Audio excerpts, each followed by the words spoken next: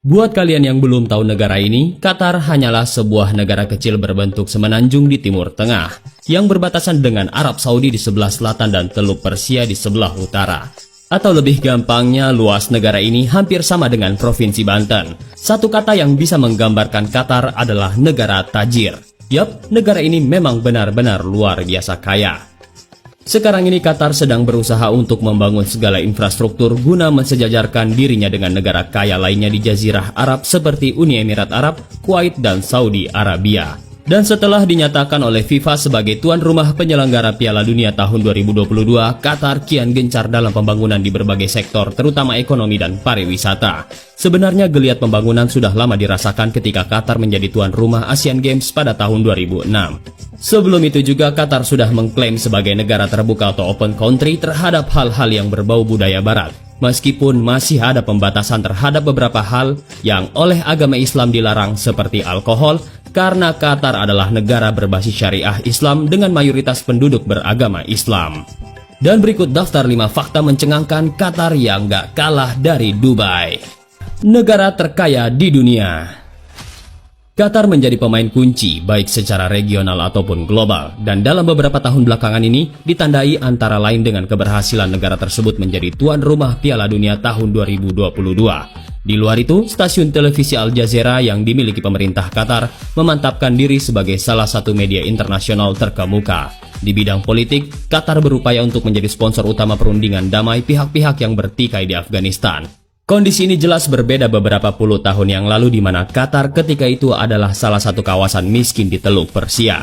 Beberapa dekade lalu, Qatar tidak lebih dari daerah nelayan yang masuk protektorat Inggris. Negara ini merdeka pada tahun 1971 dan tidak lama kemudian Qatar menemukan salah satu cadangan gas alam cair terbesar di dunia, nomor 3 setelah Rusia dan Iran.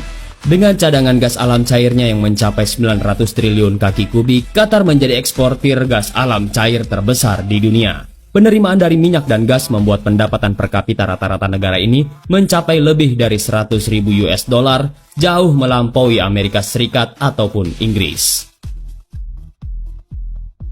Pemuda Qatar yang tidak sempat pengangguran. Mencari pekerjaan di Indonesia lebih susah daripada mencari jodoh. Bahkan ada ungkapan kalau di zaman sekarang mustahil cari kerja langsung diterima. Tapi kita singkirkan dulu hal ini dan kita lihat bagaimana dengan nasib fresh graduated di negara Qatar. Yup, mereka tidak sempat menganggur. Baru lulus langsung dilamar lebih dari satu perusahaan. Berbanding terbalik dengan Indonesia. Di Qatar mencari pekerjaan sangatlah mudah, apalagi untuk orang-orang asli sana. Saking mudahnya ada perumpamaan seperti kita mengambil air dengan gayung di bak mandi yang penuh dengan air.